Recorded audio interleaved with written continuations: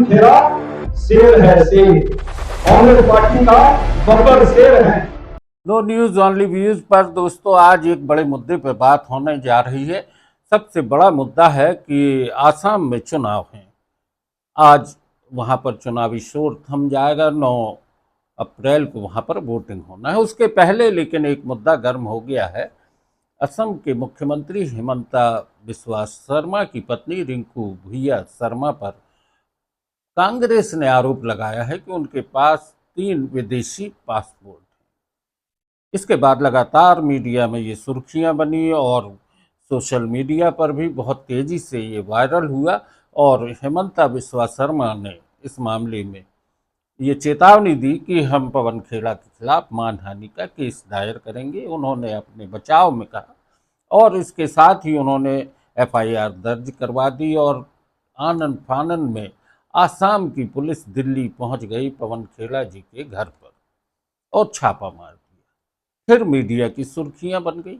हालांकि पवन खेड़ा जी अपने आवास पर नहीं मिले। इस मुद्दे पर भी बात आई कि हिमंता बिस्वा शर्मा ने कहा कि पवन खेड़ा को पाताल से भी खोज कर निकाल लेंगे। बहरहाल ये अपने तरह की राजनीति है, राजनीति की सुर्खियां हैं और राजनीति में जो होता है वो हो रहा है। बहरहाल आज विश्व स्वास्थ्य दिवस है, इसलिए भी हम कहेंगे कि हम सभी का कर्तव्य है कि हम देश के लोकतंत्र को मजबूत बनाएं, उसे स्वस्थ रखें, राजनीतिक स्थितियां भी स्वस्थ हों, एक दूसरे से बेहतर संवाद हों। जब पवन खेड़ा जी ने ये आरोप लगाया उसके बाद से लगातार राजनीति गरमाई।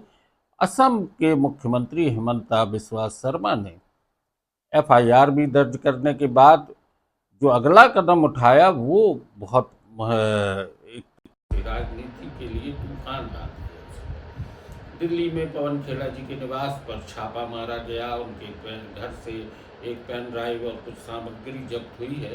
जैसा कि मैं पहले भी बता चुका हूँ, आज जबलपुर में नेशनल टैलेंट हंट एक कार्यक्रम है कांग्रेस का, जिसमें प्रवक्ताओं की नियुक्ति होना है। उसी के संदर्भ में कांग्रेस के राष्ट्रीय प्रवक्ता अजय उपाध्याय जी, महिला कांग्रेस की प्रदेश अध्यक्ष रीना वोरासी सेतिया सहित तमाम नेता आए थे। इस बीच उन्होंने मीडिया से चर्चा की और अजय उपाध्याय जी ने जो कहा कि पवन खेड़ा बब्बर शेर और उनके साथ देश का हर कांग्रेस कार्यकर्ता है। जिस तरह से पवन खेड़ा जी को आसाम की पुलिस ने आके उनके घर में छापे मारे हैं, उस कार्रवाई को उन्होंने गलत करार दिया और लोकतंत्र के लिए एक बड़ा खतरा भी बताया और तानाशाही जैसा आरोप लगाया। उन्होंने कहा असम के मुख्यमंत्री लगातार तानाशाही का रवैया अपना रहे हैं और देश इस समय लोकतंत्र जो है देश का वो खतरे में है। आरोप का जवाब देने के, राजनीतिक तौर पे बात रखने के, आप जो आरोप आपको लगाया उसके घर पे आप डराने धमकाने की कोशिश में पुलिस भेजते हो, कायरता दिखाते हो। ये कायरता कांग्रेस पार्टी का एक एक कार्यकर्ता आपका इसका मुंहतोड़ जवाब देगा और पवन खेड़ा शेर है शेर, कांग्रेस पार्टी का बब्बर शेर है। आप जैसे गिद्धों से डरने वाले हम नहीं हैं। जहां तक पवन खेड़ा जी के आवास पर छापा मारने की बात है, उस पर कांग्रेस ने अपनी प्रतिक्रिया दे दी है और महिला कांग्रेस की प्रदेश अध्यक्ष श्रीमती रीना वोरासी सेतिया जी ने भी मीडिया से चर्चा की, लेकिन उन्होंने दतिया विधायक राजेंद्र भारती, कांग्रेस के विधायक हैं राजेंद्र भारती, उनकी जिस तरीके से विधानसभा की सदस्यता निलंबित की गई उस मुद्दे को उठाया।